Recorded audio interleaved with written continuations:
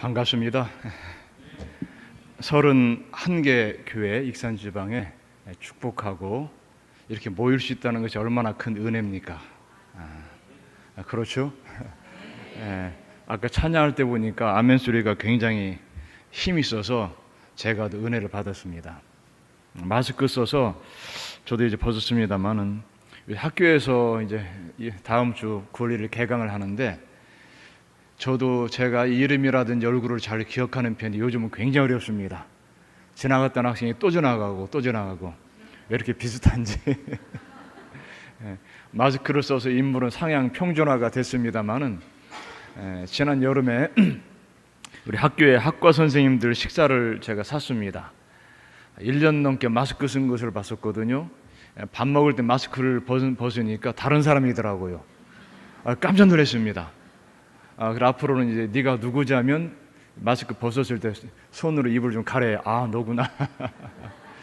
여러분들의 어떤 활력 있는 모습, 뜨거운 찬양이 주님께서 원하시는 바로 그 모습인 줄로 믿습니다. 저는 눈에 보이지 않는 그 바이러스, 물론 전자현미경으로 언론 보도를 통해서 우리가 봤습니다만은 눈에 안 보이지요. 우주 만물을 창조하신 하나님, 해와 달과 별을 보면서 우리가 얼마나 더 하나님을 경외할까. 눈에 보이지 않는 조그만 바이러스에도 떨어서 무서워서 신앙을 주저하는데 그보다는 이 우주 만물을 창조하시고 지금도 운행하시는 하나님을 경외하는 마음이 더 커져만 될 줄로 믿습니다. 유대인들은 머리에 뭘 쓰죠? 이걸 키파라고 합니다. 빈대떡 같은 거 늘 쓰고 있는 것은 내 위에 항상 누가 계신다는 것을 의식하는 겁니다. 그래서 무엇인가 물리적인 것을 머리에 쓰면서 내 위에 하나님 계신다. 저는 요즘 마스크를 보면서 왜 하나님이 하필 마스크를 쓰게 하실까? 코로나를 예방하기도 하겠지만 더 중요한 것은 우리가 그동안 할 말을 안 했구나. 주님의 말을 선포하는 여러분의 입술이 되기를 축원합니다. 그 은혜 찬양 얼마나 감동적입니까? 은혜라는 이 곡을 작사 작곡한 목사님이 어느 대학을 졸업한 줄 아십니까? 침신대. 이 대단한 분들입니다. 또 행복이라고 아마 전 세계 우리 한인들이 제일 많이 부르는 것 같아요. 작년 10월에 뉴 아틀란타 갔는데 제가 설교하면서 그 은혜라는 가사를 제가 좀 약간 은혜라는 그 가사를 설교 원고에 적어서 불러주면서 이 곡을 작곡한 분이 졸업생이다. 근데 그때 마침 성가대가 행복이라고 찬양을 하더라고. 그 곡도 마찬가지다. 설교 도중에 부목사님 같아요. 눈치가 목사님 왔다 갔다 하는데 제 설교 끝나고 목사님 오시면서 갑자기 준비된 찬송을 바꾸더라고요. 은혜. 우리 학교가 그런 대학입니다. 또 아무것도 두려워 말라. 이분도 우리 졸업생입니다. 우리 한국침례신학대학은 만만한 데가 아닙니다. 세계 최고의 신학대학이고 여러 목사님들이 바로 그런 자랑스러운 대학을 졸업한 지성과 영성을 겸비한 분들입니다. 실제로 우리 침례교회가 전 세계에서 가장 큰 교단입니다. 최소 125개 나라에 퍼져 있어요. 그 지도 보시면 알죠? 전 세계 지도가 좀 이상하죠? 좀 감이 잡히시죠? 여러분 다 스마트하시니까 세계 지도를 뒤집어 놨습니다. 위아래를 바꿔놨어요. 바꿔놓으니까 저 위에가 호주입니다. 밑에가 북극이고 지도를 뭐 꼭 똑바로 할 필요 없죠. 좀 지구가 둥그런데 그러니까 우리 대한민국이 세계 중심에 서 있습니다. 세계 중심에 서 있으면서 전 세계 침례교가 퍼져나가 있습니다. 그 침례교 없는 데가 없어요. 여러분이 바로 그런 자랑스러운 침례교의 한 자락을 이루시는 줄로 믿습니다. 제가 그 오래전에 그 개공 교수로 영국에 갔었는데 우리가 영국을 알기 때문에 영국도 우리를 잘 안다고 생각했어요. 근데 의외로 모르더라고요. 꼭 중국 사람이냐 일본 사람이냐 머뭇머뭇하다가 한국이라면 그래.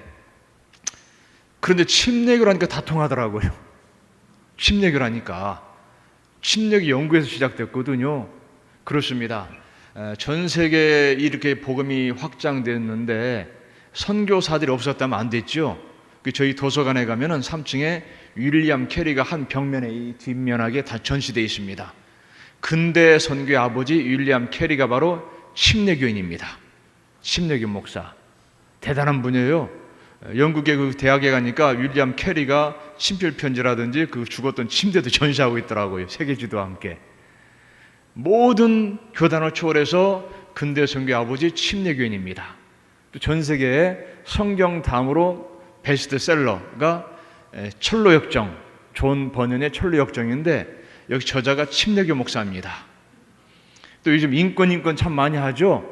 위장된 인권이 아니라 진정한 인권은 성경에서 나오는 줄로 믿습니다. 복음이 들어간 곳은 칠거지약 없어요. 다 평등하고 레이디 퍼스트. 여성이 존중받는 데는 다 복음이 들어갔습니다. 그래서 교회 여성들이 많은 것 같아요. 오늘 여성교회 연합회도 축복이 된 줄로 믿습니다. 바로 복음 때문에 그렇습니다. 인권 운동가 마틴 루터 킹 목사 역시 침례교입니다. 또 근세 들어서 가장 위대한 설교가라고 일컬어지는 찰스 스펄전 목사도 역시 침례교 목사, 빌리 그레함 목사도 침례교 목사, 카터 대통령도 침례교 목사, 여러분도 침례교인. 전 세계에 왜 이렇게 침례교가 가장 많이 부흥했느냐? 왜 그럴까요? 바로 성경 말씀대로 살기 때문에 그렇습니다. 그리고 우리 침례교인들은 원래 이 신약성서 교회, 신약교회라는 말을 즐겨했습니다. 성경 말씀 그대로 지키다 보니까 침례를 베푸는 거예요. 물속에 그대로 잠겼다 나오죠? 씻는 것이 아닙니다. 로마서 6장에 자세히 나오지 않습니까? 성경 말씀대로 그대로 지키는 신약교회.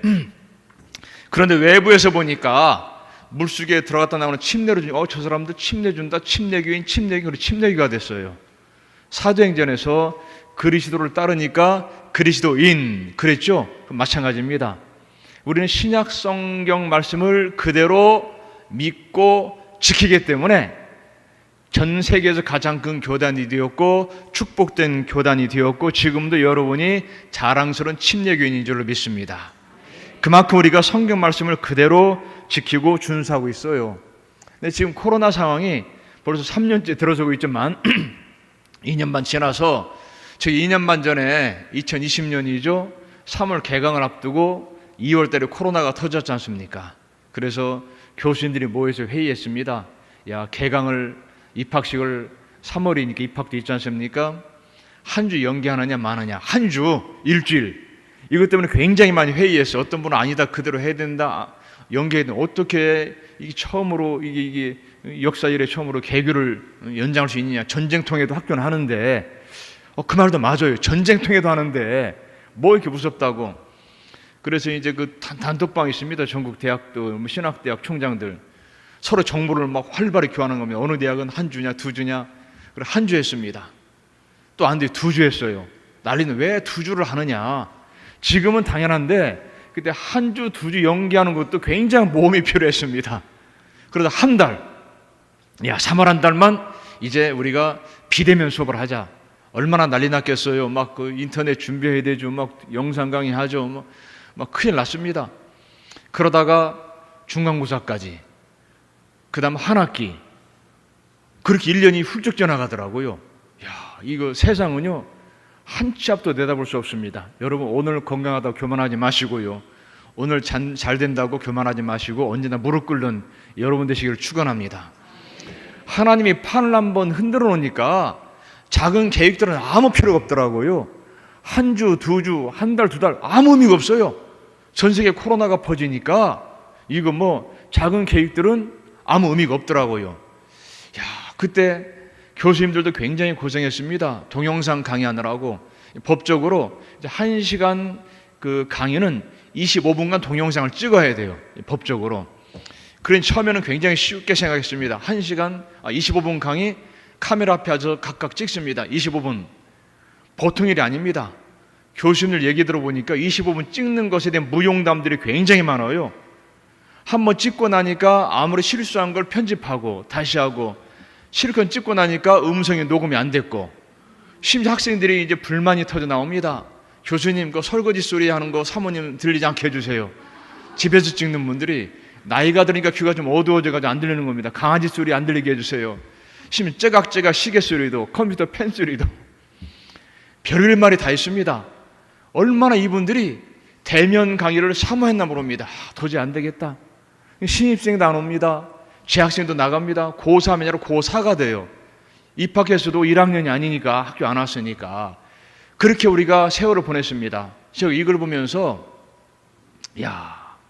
코로나 상황을 단순히 우리가 전염병으로 볼 것인가, 아니면 이 시대에 하나님께 주신 메시지로 볼 것인가, 이 시대의 메시지인 줄로 믿습니다. 입 벌리고 찬양하는 게 얼마나 축복입니까? 여러분 그렇지 않습니까? 제가 코로나 터지고 나서 그해 4월이죠.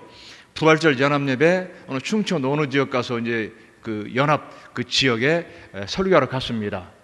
근데 약간 조명도 약간 어둡긴 했었는데 또 그날따라 검은색 마스크를 많이 쓰고 오셨더라고요. 또 여기도 이제 뭐 검은색 흰색 차이는 없는데 유달리 검은색 마스크인데 설교하는데 아멘 소리가 작으니까 은혜를 받는 것인지 아닌 것인지 굉장히 어렵더라고요. 또 그런 풍경이 낯설었습니다. 마스크 쓴 풍경이 이제 코로나 한 지 2달밖에 안 됐으니까 또 다른 세상 살고 있구나. 이것이 벌써 2년 반 지나고 이제 이번 학기만 지나면 3년 되지 않습니까? 이것이 단순한 우연인가, 아니면 세상 사람들처럼 그냥 어떻게 하다 보니까 그런 거라고 봐야 될 것인지. 우리 역사는요, 기독교인들은 신앙으로 해석할 부분이 있습니다. 어떤 사회적인 현상이든지 간에 신앙적으로 해석할 때 신앙이 성장할 줄로 믿습니다. 지금도 마찬가지입니다. 저는 여러분 보니까 참 얼마나 밝은지, 아멘 소리, 찬양 소리, 기도 소리가 은혜가 임한 줄로 믿습니다. 마스크를 뚫고 나온다는 것은 코로나를 뚫고 주님께서 새로운 은혜를 주신다는 것이죠. 무엇인가 굉장히 달라지고 있습니다. 이 변화는 학교에 있으니까 더 많이 느낍니다.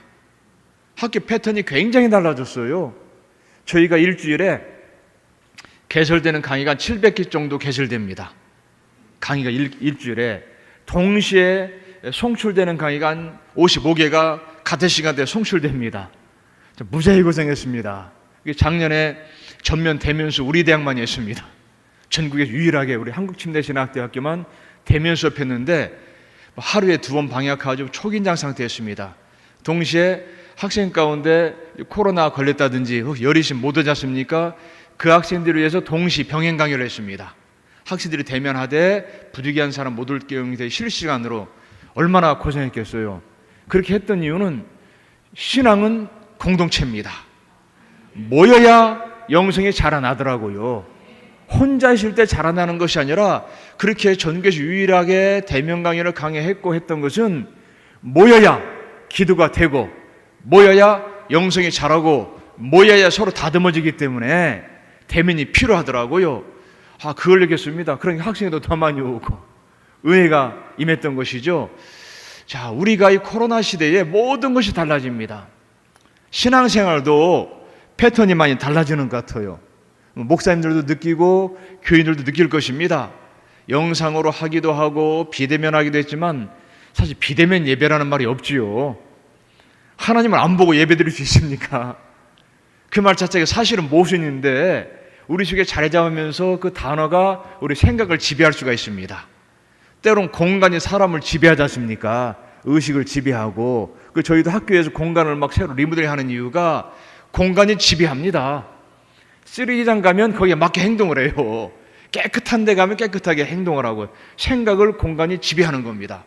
교회라는 공간도 우리 식을 지배할 수가 있는 겁니다. 그걸 변형시킬 수가 있습니다.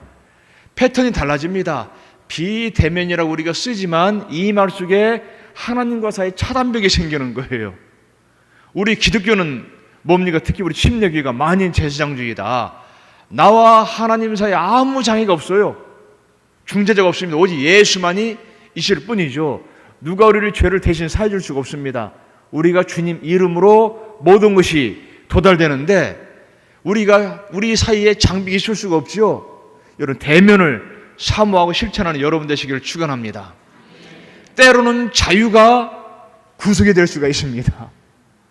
자유가 아닐 때가 있습니다.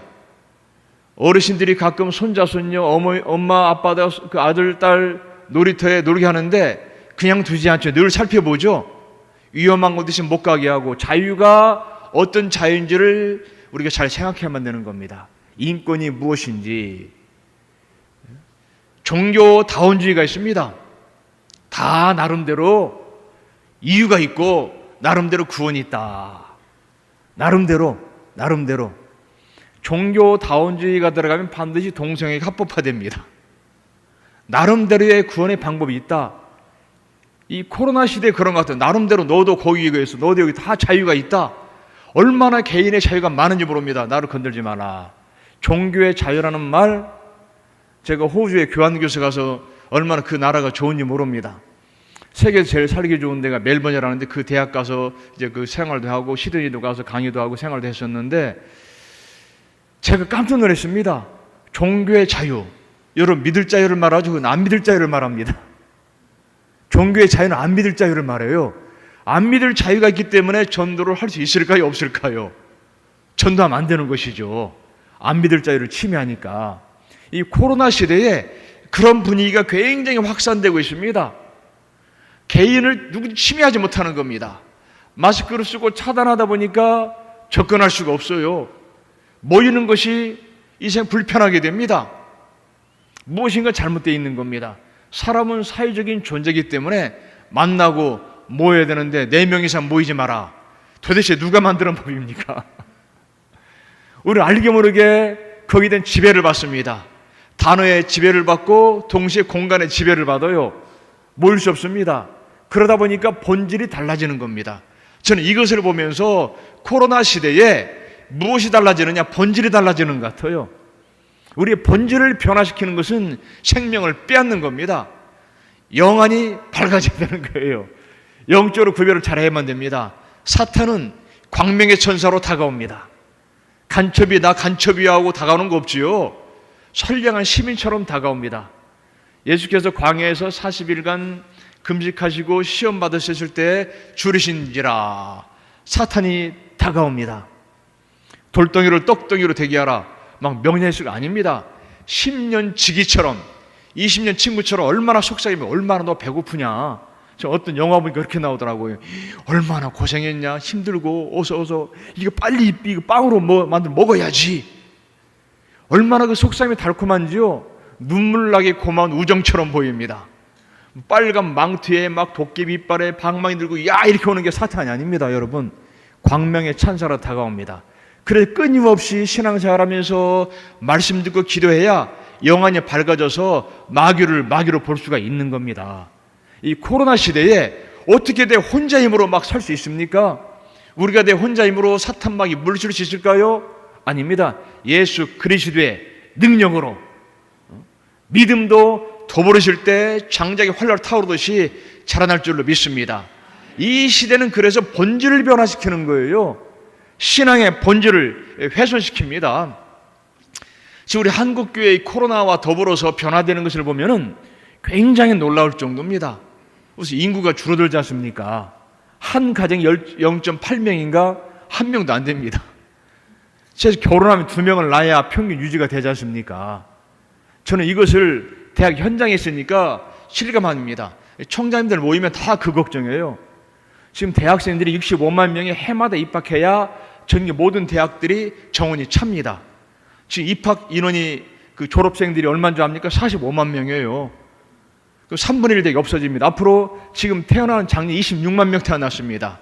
이 학생들이 대학 갈 때는 3분의 2 대학이 없어집니다. 대학만 없어지는 것이 아니라 잘못하면 몇십 년 나라가 없어져요. 중국에서 1000만 명만 풀어놓으면 우리나라 없어집니다. 인구가 줄어들어서 특히 익산지방에 여러분의 자녀들이, 여러분의 그 후손들이 생육하고 번성하기를 축원합니다. 지금 성경 말씀 실감하고 있는 분위기 아닙니까? 그러니 전도할 사람이 없는 겁니다. 이 종교다원주의, 이 코로나 시대의 개인주의가 전파되니까 나만 잘 먹고 잘 사는, 예수님 당시를 한번 돌아볼까요?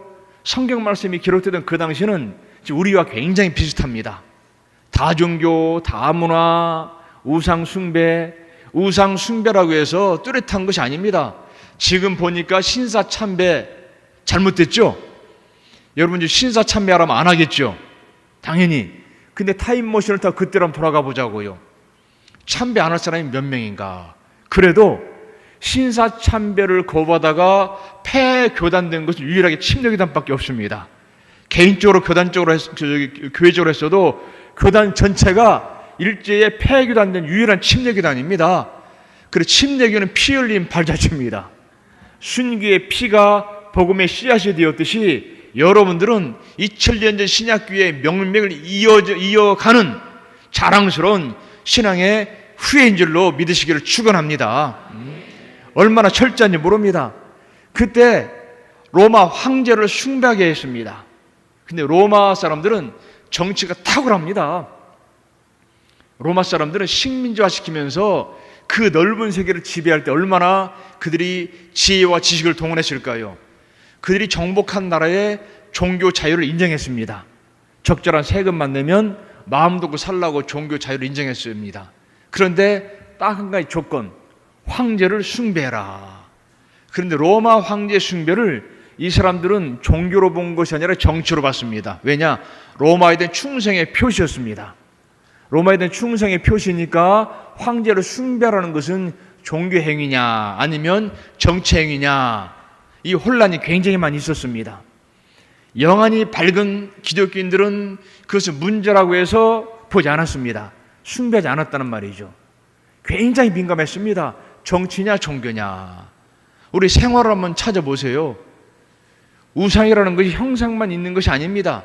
하나님을 대신해서 우리가 섬기는 것 또는 빠져든 것은 다 우상입니다. 하나님보다 동등한 것도 우상이란 말이죠. 높이는 것도 우상이고, 주일도 마찬가지입니다. 우리가 생활 속에서 로마 시대 보면은 그래서 한 분의 신만 섬기는 것은 그들에게는 무신론을 의미했습니다. 여러 신을 동시에 섬겨야만 됐어요. 종교다운지 다신교, 이것도 맞고 저것도 맞고. 우리가 이 시대는 점검해봐야 됩니다. 이 시대에 우리에게 우상은 없을까? 자식도 우상이 될 수가 있고 지식도 우상이 될 수가 있고요. 하나님 앞에 무릎 꿇지 않는 것은 다 여러분 우상입니다. 광명의 천사를 얼마나 변장하고 다가오는지 모르겠어요. 그리스도인들은 하나님 앞에 무릎 꿇는 사람은 세상 앞에 무릎 꿇지 않을 줄로 믿습니다. 하나님 앞에 교만한 사람은 세상에 무릎 꿇게 돼 있어요. 나도 모르게 우상에 빠져 있는 겁니다. 신약 성경이 기록될 당시가 그랬습니다. 본질을 훼손한 일이 굉장히 많았어요. 그래서 복음이 뚫고 나오기 위해서는 이 세 가지 요인과 싸워야만 됐습니다. 유대 종교, 헬라 문화, 로마 정치. 영국에 한번 가니까 로만 로드라고 있더라고요. 길이 딱 바릅니다. 이 예배당에 그 반절 정도 되는 길인데 때로 약간 좁든지 벽돌을 종으로 박았습니다. 길게. 이것이 벽돌이라면 옆으로 박지 않고 깊숙이. 그러니 뭐 천년 가도 문제가 없죠. 영국도 한때 로마의 식민지였습니다. 그들이 도로를 만들었어요. 고속도로처럼. 이야, 대단했습니다. 로만 로드. 로마의 정치, 법률 탁월했습니다. 헬라의 철학과 문화 탁월했어요. 지금도 그 영향이 있습니다. 유대종교 얼마나 경고했습니까? 복음이 그걸 뚫고 나가야만 됐습니다. 타협하지 않고. 견고한 주변의 문화를 뚫고 정치를 뚫고 나갈 때는 그냥 되는 것이 아닙니다. 김일 선수의 빡치기보다 더 강하게 뚫고 나가야만 됐던 것이죠. 여러분, 나이스한 복음 전파는 없습니다. 복음 전파는 영적 전쟁인 줄로 믿습니다.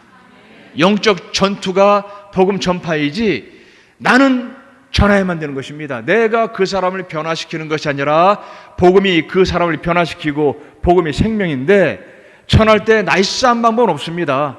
근데 갈수록 나이스해지기 때문에 이 복음이 야성이 좀 사라지는 것 같아요. 고린도전서 말씀처럼 내 말과 전도함이 설득력 있는 지혜의 말로 하지 아니하고 다만 성령의 나타나심과 능력으로 하여. 영적 전쟁이라는 말이죠. 여기 목사님들 많이 계시는데 목사라는 단어가 어디에 나옵니까? 에베소서 4장 11절에 딱 한 번 나오죠. 이 말은 목자라는 말입니다. 목자. 우리 목사님들은 목자입니다. 아멘.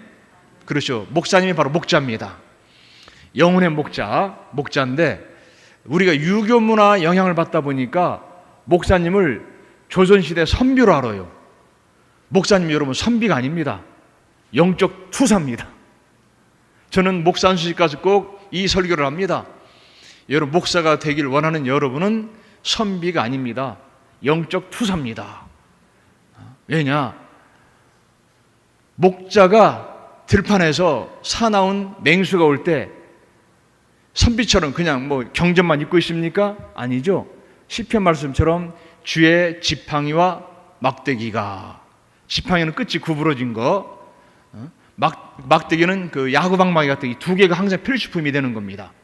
양이 격길로 갈 때는 끝이 구부러진 지팡이로 목을 감고 안으로 오게 합니다. 계속해서. 그래도 가끔 양들이 격길로 가고 막 절벽으로 가지 않습니까? 그럼 어떻게 다리를 부러뜨려 버립니다. 다시는 못 가도록. 생명을 살리기 위해서 보통 결단이 아니죠. 막대기, 맹수가 올 땐 싸우는 겁니다. 이 막대기 도축되어 싸우는 것이죠. 그래 나는 양의 문이다.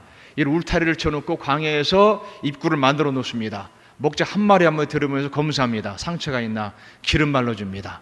문에서 목자가 잡니다. 나갈 때 목자를 밟고 하니까 알게 되죠. 문으로 오지 않는 건 도적됩니다. 굉장히 중요하죠. 그러니 목사는 영적 투사입니다. 이해되시죠? 그냥 그 한간 선비 모습이 아니라 때로는 좀 교인들도 혼내게 해야 되고 견제해야 되고 다스리기도 해야 되고 치리도 해야 되고 내 양을 먹여라, 내 양을 치라 할 때 어머니 마음, 아버지 마음 다 있어야 되는 거예요. 사람 좋다고 안 되는 것 같아요. 목자, 영적 투사란 얘기입니다. 제가 다른 것보다도 영적 전쟁이고 영적 투사고 선봉에 서 있는 것이 목사님이란 말이에요. 교인 여러분들도 마찬가지입니다. 이 땅은 영적 전쟁을 해야 될 장소라는 말이죠. 이 시대의 문화와 싸워야 되고 정치와 싸워야 되고 경제와 싸우면서 무엇이 신앙생활을 바르게 하는 것인가. 27권의 말씀이 그래서 나온 겁니다. 신약성 27권 말씀이 평탄하게 기록된 것이 없고 다 그런 영적 전쟁의 현장에서 나왔습니다. 그래서 제가 오늘 여러분들에게 신약 전체를 한번 훑어주는 겁니다. 그 말은 본질이 성경이기 때문에 그렇습니다. 이럴 때일수록 성경을 사랑하는 여러분 되시기를 축원합니다.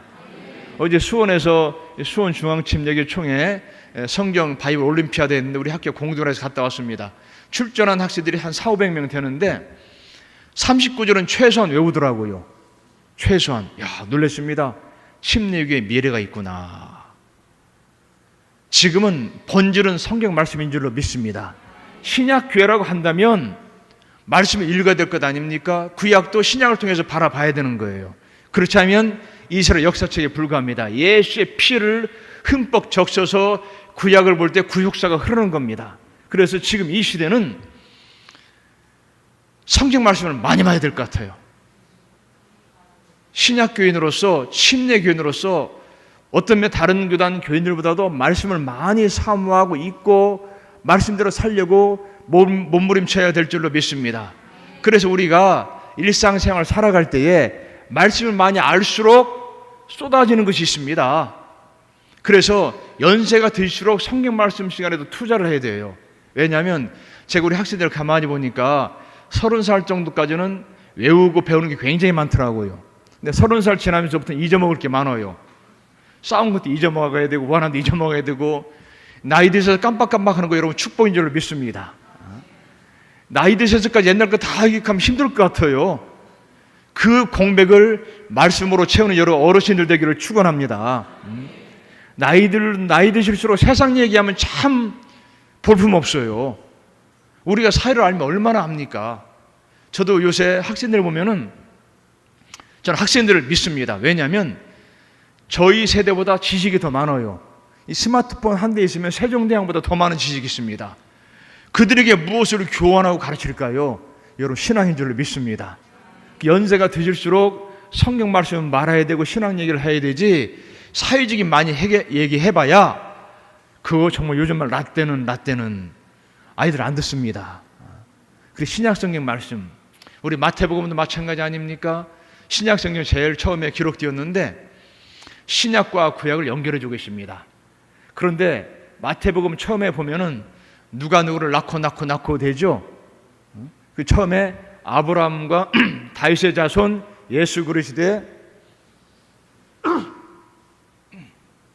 예수 그리 뭐라고 나오죠? 세계라 계보라 족보 책이란 얘기입니다. 아브라함과 다윗의 자손. 광화문에 가면 우리나라 누구누구 동상이 있습니까? 세종대왕과 이순신 장군. 우리에게 세종대왕과 이순신 장군 같은 사람이 그들에게 아브라함과 다윗입니다. 그래서 아브라함과 다윗이 나오는 겁니다. 그 족보를 보면은 처음에 그 의미를 모르면은 재미가 없지만 우리 침례교인들은 그 의미를 압니다. 아브라함과 다윗 가슴이 벌써 벌렁벌렁 하지 않습니까? 구약을 읽고 나서 신약 올 때 야 아브라함 그렇지, 다윗 그렇지, 믿음의 조상 아브라함, 그 다음 다윗. 야 그들에게 얼마나, 특히 로마 시대에 나라가 없던 서름 속에 있는 사람들에게 다윗, 그 통일 왕국 굉장했던 사람 아닙니까? 아브라함과 다윗이 예수 그리스도의 족보책이다. 14대. 그 말은 다윗이란 이름을, 옛날 우리는 아라비아 숫자가 있지만 그들 알파벳이 숫자였습니다. 우리가 뭐 가나 다라 할 때 가는 1, 나는 2 이런 식으로 히브리어 알파벳이 숫자였습니다. 다윗이란 이름을 그 숫자로 다 14입니다. 의미가 14대. 그런데 그 14대 구분하는 족보책 속에 여인들이 들어가 있죠. 대단합니다. 여인들이. 요시야 같은 사람은 빠졌어도 여인 4명이 들어가 있습니다. 누구죠? 다말, 라합, 룻, 우리아의 아내 4명의 여인이죠. 근데 전부 다 여인들이 신사임당권 아닙니다. 전부 다 다말, 라합, 룻. 야, 어떤 족보에 들지 못할 여인 4명이 들어갔다는 것은 우리 누구나 다 그 족보에 들어간다는 거예요. 성령의 족보책 여러분 쓰여진 줄로 믿습니다. 그것을 마태복음이 시작하면서 야 중요한 것은 1장 23절에 임마누엘이라 하리라. 임마누엘 뜻 아시죠?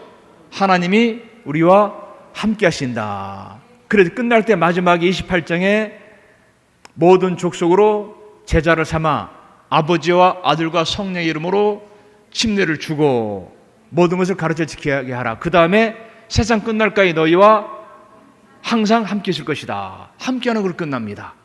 임마누엘 하나님이 시키되 마지막 끝낼 때도 함께한다. 그 전에 하늘과 땅의 모든 것을 너희에게 주었으니.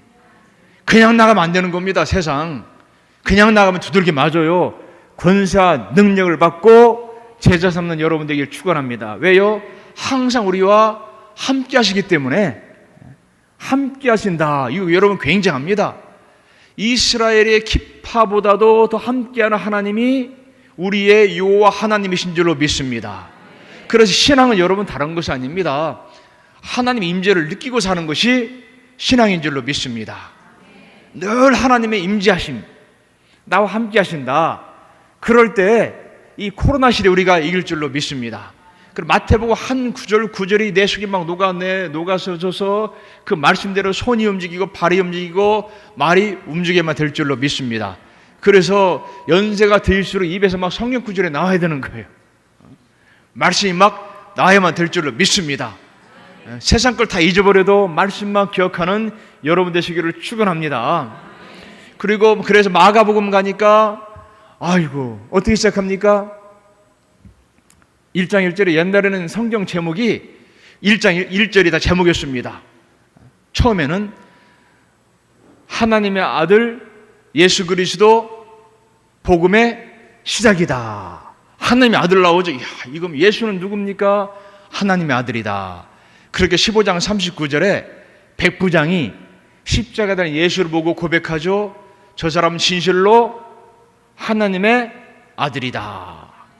마가복음을 다 읽고 나서 무릎을 치는 겁니다. 이방인 백부장의 고백을 통해서 하나님의 아들로 선포되는 겁니다. 예수께서 1장 보면 막 기적이 나옵니다. 귀신도 쫓아내고 질병도 치유하고. 예수는 능력의 주님인 줄로 믿습니다. 성경 말씀 그대로 믿는다는 것은 그 일이 지금도 일어난다는 말이죠. 역사가 여러분에게도 있을 줄로 믿습니다. 그럼 마가복음은 힘이 나는 겁니다. 막 전체 막 들썩들썩하면 힘이 나는 거예요. 달리는 사자처럼. 그래서 마가복음서를 때로는 사자복음서라고 말합니다. 그러고 나서 누가복음에 가면은 뭐 황소처럼 인내하는 모습이 보이죠. 23장 47절에 백부장의 고백을 보니까 정령 의인이다. 마가복음에서는 하나님의 아들이라고 그랬는데 누가 정령 의인이라고 말합니다. 왜요? 예수는 죄가 없다. 성경 말씀이 대단합니다. 어느 지역 누가 있든지 간에 각각 맞춤형 말씀이 되는 거예요. 누가복음서는 땅끝까지 복음이 전파되는 모습 보여주는 겁니다. 예수는 누구냐? 죄 있어 죽은 분이 아니다. 백부장도 죄가 없다. 헤롯도 죄가 없다. 마지막 십자가 죽음의 현장에 있던 사람도 저분은 의인이다 라고 말하는 겁니다. 죄가 없는 분이다. 이 말씀이 우리가 느낄 수 있는 것은 여러분 사회적으로도 건강한 시민이 되시기를 축원합니다. 윤리 도덕적으로 문제가 없어야 된다는 거예요. 죄 많은 사람이 복음 전파할 수가 없습니다. 사회적으로도 우리가 선량한 시민이 돼야만 되고 법도 지켜야만 되고요. 윤리적으로도 모범되는 여러분 되시기를 축원합니다. 사람들은 다 보고 있습니다. 저 사람이 옳은지 그런지 나의 행실 때문에 복음 전파가 방해되는 것인가. 누가복음서를 볼 때 백부장의 고백을 보면서 야, 백부장이 십자가상 예수를 바라보듯이 나를 바라보고 있구나. 우리 교회를 바라보고 있구나. 주변에서 의롭다는 말을 듣는 여러분과 교회 되기를 축원합니다. 그 다음에 요한복음서 보면 또 다르죠. 요한복음서는 독특합니다. 영원 전부터 말씀이 계셨다. 마태, 마가, 누가는 예수님이 출생하셨고 또 갑자기 나타나셔서 이적도 베푸는데 요한복음서 보니까 바울의 3층 천보다 더 높이 우리를 끌어올립니다. 높은 곳에 끌어올려서 영원 전부터 로고스가 계셨다. 즉 초월적인 존재란 말입니다. 영원 전부터 로고스라는 초월적인 존재가 계셨는데 1장에서 말씀이 무엇이 됐다고 말합니까? 육신이 되었다. 이 육신이 바로 이걸 말합니다. 사람을 표현할 때 영이라는 말, 혼이라는 말, 몸이라는 말인 육은 가장 낮은 표현을 말합니다. 말씀이 육신이 되었다. 독수리가 선회하다가 순식간에 내려오듯이, 그래서 요한복음서 독수리 복음서로 말합니다. 말씀이 육신이 되었다. 그러면서 요한복음 3장 16절 모르시는 분이 없죠? 하나님이 세상을 이처럼 사랑하사 독생자를 주셨다. 야, 세상, 이 코스모스, 이 세상이란 단어는 불신자 영역까지 아우러 온 우주를 말하는 겁니다. 우리를 위해서도 죽으셨지만 지금도 믿지 않는 자들을 위해서 죽으신 줄로 믿습니다. 그래, 그 신앙인들은 좁아서는 안 돼요. 이 스케일이 좀 커야 됩니다. 신앙생활 할수록 대추방망이가 돼가지고 나만 의인이고 다 죄인이라고 보면 안 되는 거예요. 다 똑같은 사람이 되는 거예요. 대추방망이가 많은 교회는 참 힘들어요. 모든 걸 정죄하는 사람 대신에 사랑으로 감싸는 여러분 되시기를 축원합니다. 사람을 사랑한다는 것이 무엇일까요? 사람을 사랑한다. 제가 칠곡에 가서 어떤 목사님 그 교회 방문하니까 목공하시는데 쭉 나무로 깎은 거 있더라고요. 그 삶이란 단어가 있습니다. 총장실에 걸려있는 단어입니다. 삶, 그분이 지금 깎아놓으신 의미가 있습니다. 삶이란 단어를 위아래로 중간에 파자 나누면 어떻게 됩니까? 사람이 되죠. 저거 의미가 있어요. 사람이다. 사람을 사랑한다는 것은 그 사람의 삶을 사랑하는 것인 줄로 믿습니다. 그 사람 삶이 그 사람 전부가 되더라고요. 그리고 서로 친절하면 될 줄로 믿습니다. 요한복음서 보면서 이 추상적이다. 하나님이 세상을 이처럼 사랑하사 나를 사랑했다. 내 삶을 사랑했다. 여러분의 일평생을 살아가시는 하나님이신 줄로 믿습니다. 한 번은 제가 굉장히 힘들 때에 기도하는데 어느 순간에 내가 높은 데에 올라가서 내 삶을 쫙 보는 것처럼 느껴지더라고요. 하나님이 내 인생을 사랑하셨구나. 나라는 존재가 도대체 추상적일 수 있지 않습니까? 여러분 가끔 그럴 때 있잖아요. 내가 뭔가 내가 누군가 그럴 때 없습니까? 맑은 가을 하늘을 보면서 아니면 강물을 보면서 산을 보면서 내가 누군가. 때로는 내가 내 목소리 녹음된 걸 들어보면 내 목소리 안 같아요. 그럴 때 좀 있지 않습니까? 내가 내 목소리 이게 누구지 하는 그런 생각 들 때가 있어요. 하나님은 내 삶을 사랑하는 줄로 믿습니다.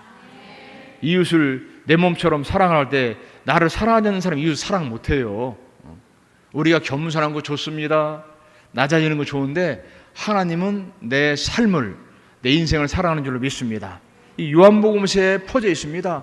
온 우주를 만드시고 사랑하신 하나님께서 내 인생을 사랑하신다.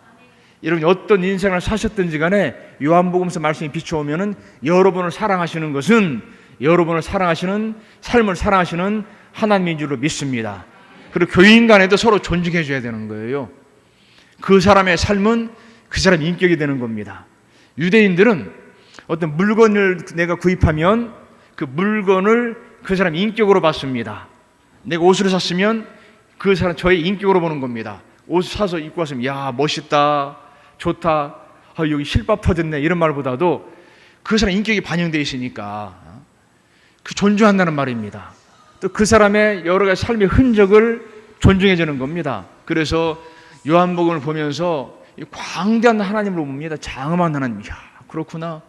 내 인생 전체 동시에 다른 사람의 인생, 그리고 독수리가 먼 곳에서 멀리 바라보듯이 제가 백두산을 갔다 내려오는데 그때 택시를 대절해서 갔습니다. 어이구, 누구 말대로 그냥 믿음이 증가하더라고요. 꾸불꾸불하는 걸 보지도 않고 꺾더라고요. 근데 맞은편에서 어떨까 하는데 물론 그 운전하시는 분은 지를 알으니까 그러겠지만 얼마나 제가 조마조마한지 싹싹싹싹 막 절벽을 가는데 지금 기도가 저절로 나오긴 하더라고요. 은혜 받으면서 꼭대기 올라갔는데 천지를 가니까 운무가 껴서 안 보이더라고요. 근데 같이 따라갔던 선교사님 좀만 기다려요. 근데 한쪽에서는 관광객들이 안내자가 안 보인다고 이제 내려가는데 좀 기다리니까 확 보이더라고요. 정상은 순식간입니다. 순식간에 보였다 안 보였다. 혹시라도 나중에 가실 때 기다려 보세요. 내려올 때 또 보니까 그때서 경치가 눈에 들어오는데 장엄하다라는 말이 실감나더라고요. 야, 장엄하다. 첩첩산중. 정말 실감났습니다. 첩첩산중. 능선능선 봉우리봉우리가 막 쫙 펼쳐지는, 야, 장엄하다. 저절로 찬양이 나옵니다. 참 아름다워라. 주님의 세계는 저절로 나오더라고요. 장엄하다. 요한복음서를 보니 그것을 느낍니다. 야, 장엄하신 하나님. 3층 천보다 더 높은 꼭대기까지 쫙 끌어올려서 온 우주를 보는 겁니다. 창조. 그런데 그분이 육신이 되었다. 가끔 그 돋보기로 초점 맞춰서 보면 그 불을 태울 수 있지 않습니까? 영화 보면은 인공위성이 있다면 착착착착착 좁히면 사람이 걸어가는 다 보이지 않습니까? 우주 만물을 창조하신 하나님이 어째 나를 사랑할까? 나에게 초점 맞춰주는 것. 이게 대단한 겁니다. 지금까지 내가 살아왔던 흔적, 대단하죠. 그걸 어떻게 하나님 보시냐는 거예요. 요한복음의 하나님, 우주 만물을 창조하신 하나님께서 어떻게 나에게 초점 맞춰서 내 삶을 따라가면서 미래까지도 본영하실까? 말씀이 내 속에 사무치는 것을 느낍니다. 그 은혜라는 말이 저절로 나오게 돼 있어요. 은혜라는 단어의 중량감이 가면 갈수록 달라지죠. 나이가 그래 10대 때 은혜라는 단어, 20대 때 60, 70, 80 연세가 많을수록 은혜라는 단어의 무게감이 다를 겁니다. 야, 은혜구나, 은혜구나, 은혜구나. 얼마나 은혜입니까? 요한복음에 보면 그 은혜가 정말 느껴지는, 우주의 무게가 나한테 느껴지는 겁니다. 그 영원하신 분이 내가 느낄 수 없는 시간과 공간, 얼마나 무한한지 공간, 얼마나 또 영원한지 시간, 영혼과 묵음 가운데 계시던 하나님이 나와 똑같은 몸을 입고 내려왔다. 초점 맞추기 위해서 빛이신 그분이, 그래서 장엄함을 느낄 수 있는 것이 바로 요한복음서입니다. 그러다 사도행전을 가면은 또 다른 은혜가 있죠. 신약, 우리 침례교회가 신약교회고 신약교회는 사도행전 교회인 줄로 믿습니다. 우리 익산 지방의 11개의 교회가 이 복음에 충실한 교회라고 입증하는 것은 바로 사도행전입니다. 연결고리가 되는 거예요. 복음서와 우리를 연결시키는 것이 바로 사도행전이 되는 것이죠. 근데 사도행전, 사도들이 복음을 전했던 기록인데 12사도가 다 안 나오죠. 대표적으로 누가 나옵니까? 전반부에는 베드로, 후반부에는 바울이죠. 하는 샘플을 보여주는 겁니다. 성경 말씀에 나오는 교회와 여러 가지 내용들은 그 당시 역사했던 교회들이 한 부분을 보여주면서 우리에게 따라갈 모본을 제시하고 있는 것이죠. 근데 12제자 의미가 있습니다. 왜냐? 어느 복음서에서 예수 그리스도의 복음이 전파되었는데 이 시대 교회와 연결시키는 것이 12제자가 되는 겁니다. 사도들이. 그래서 저희들에게 종탑이 있습니다. 보이죠? 멋있죠? 영상은 더 멋있습니다. 12개의 기둥, 길이가 각기 다르죠? 다르면서 12제자를 상징하면서 나선형 구조, 계단처럼 되어 있습니다. 넓이 밑에서 넓다고 뾰족하게 계단식으로. 천국가는 계단을 상징합니다. 천국가는 복음을 전파하는 그 예수의 종이 되자, 동시에 시대의 울림 종이 되자, 두 가지 의미가 있습니다. 땡땡 치는 울림이지 않습니까? 종은 그 시대의 울림 소리가 되자, 동시에 예수의 종이 되자. 그래서 종 이름이 시대를 깨우는 종입니다. 이 시대를 깨우는 종. 그래서 화요일하고 목요일마다 학교에서 채플 드리는데 10분 전에 저 종 칩니다. 땡그렁 땡그렁 치면 학생들이 강당으로 다 모입니다. 예배드리러.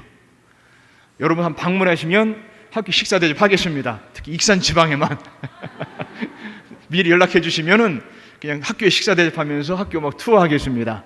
그러니까 종을 한번 쳐보세요. 땡글 하면서 시대를 깨우는 종. 12제자의 사명을 이어받는 익산지 31개의 교회가 되자. 기둥기둥마다 붙잡고 사명을 부여받아. 너는 베드로 이런 식으로 해가면서 막 기도할 때 학교도 우리 신학생들도 여러분 목사님들의 후예처럼 목사 후배가 되어서 막 또다시 복음을 전파하게 되고 여러분 다른 침례교에 늘어서 막 복음 전파하는 그런 날이 올 줄로 믿습니다. 12제자의 사명이 바로 사도행전에 녹아져 있습니다. 울림이 돼야 돼. 우리가 시대의 울림. 마스크를 왜 씌웠습니까? 다른 말을 들어가니까 세상이 인터넷 때문에 말이나 글이나 똑같은데 얼마나 글이 난무합니까? 굉장해요. 무책임한 말들, 익명성의 말들.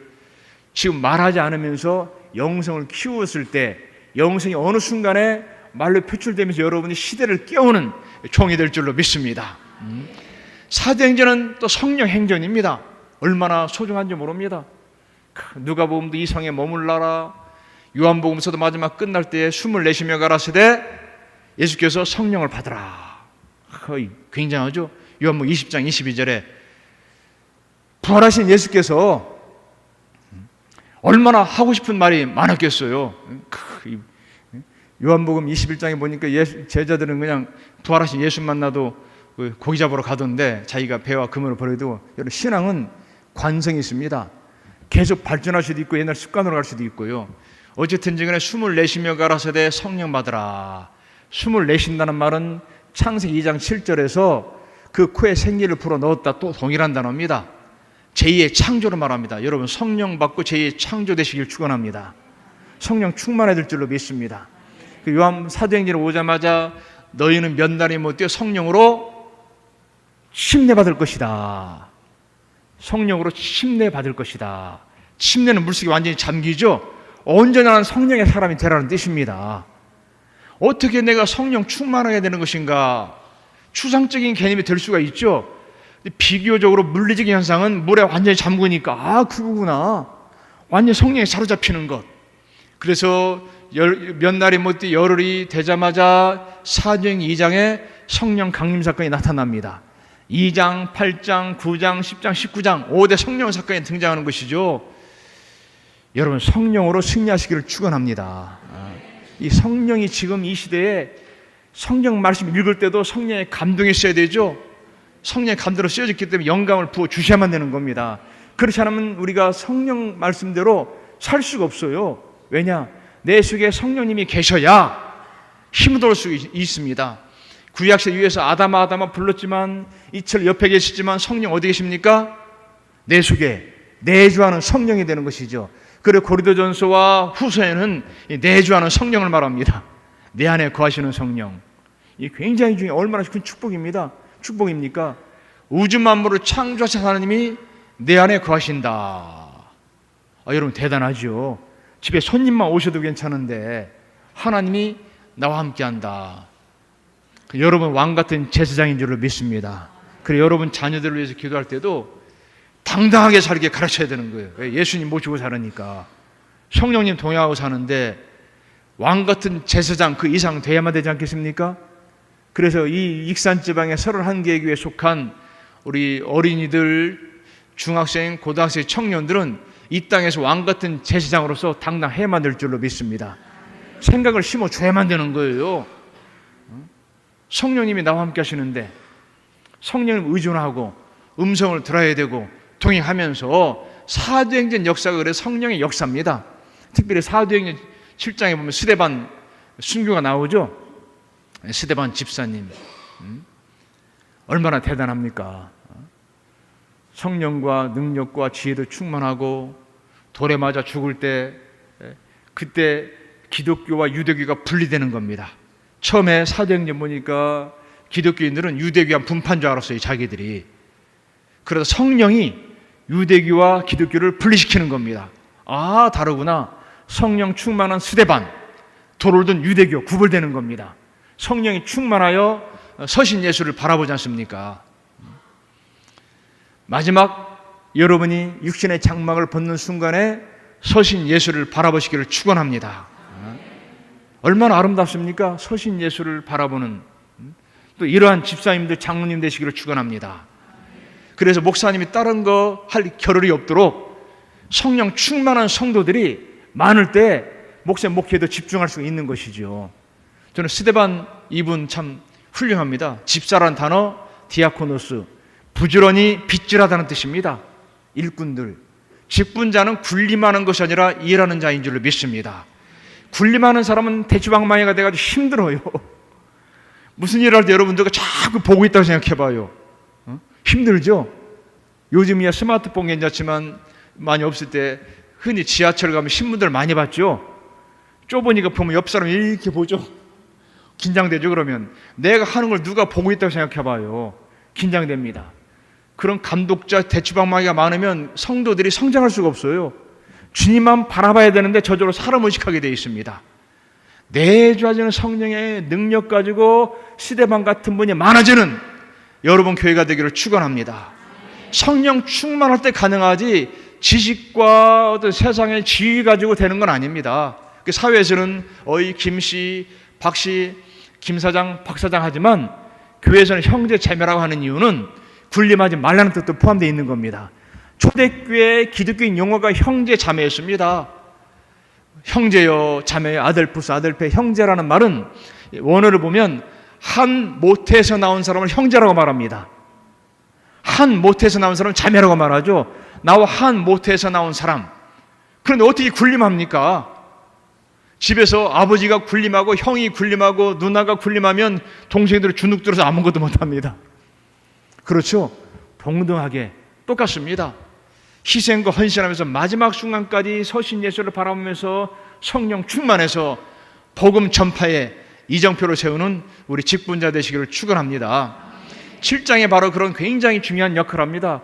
그러면서 쭉 이어지는 역사는 사도행전이 어떻게 교회에서 성령께서 역사했는가 이걸 보여주는 겁니다. 교회의 자랑이 무엇입니까? 성령의 역사를 나타내는 그런 교회가 되기를 축원합니다. 그래서 여기서 넘어서 고린도전서 가서도 성령 강조합니다. 내주하시는 성령, 내주하시는 성령, 내 안에 거하시는 성령. 자, 고린도전서와 후서 분위기를 보니까 사람들이 당황하기 시작합니다. 왜냐? 그때 그 사람들은 예수님께서 자기 생전에 부활하실 줄 알았어요. 이렇게 육신을 입고 있는 순간에 막 강림하실 줄 알았습니다. 그런데 예수님께서는 오시지 않고 무엇이 되시나십니까? 박해와 핍박이 왔습니다. 처음 증인들이 죽습니다. 큰일 났어요. 사라집니다. 아니 왜 주님께서는 이렇게 안 오시는가? 천상세계 전투에서 패배하시는가? 그래서 고린도전서 15장 같은 경우는 부활을 강조하는 겁니다. 너희가 죽어도 부활할 것이다. 굉장히 강조하죠. 부활을. 너희가 지금 누구 죽지만 해와 달과 별이 각각 빛이 다르듯이 우리가 나중에 부활의 몸을 입을 것이다. 그러면서 성령을 강조하고 부활을 강조하는 고린도 전서를 볼 수가 있습니다. 그래서 내주하시는 성령, 한 성령을 받아 마셨다. 성령으로 침례받았다. 모세가 바다에서 침례받은 것처럼 좌우에 물벽이 서 있죠. 위에 구름이 있죠. 물 한가운데를 뚫고 가는 걸 침례라고 말했습니다. 그 마찬가지로 우리 침례 공동체다. 왜냐? 침례받은 사람이 예수 믿었기 때문에 성령 공동체다. 그것을 강조하고 있는 겁니다. 이 고린도 지역은요, 이 도덕적 시궁창이었습니다. 그 당시 저 고린도 사람 같다는 것은 경멸의 표현이었습니다. 우상 많았죠. 거기에는 온갖 잡단 모든 혼합 종교라든지 많았습니다. 도덕적 시궁창이 같은 곳에 복음이 전파되었습니다.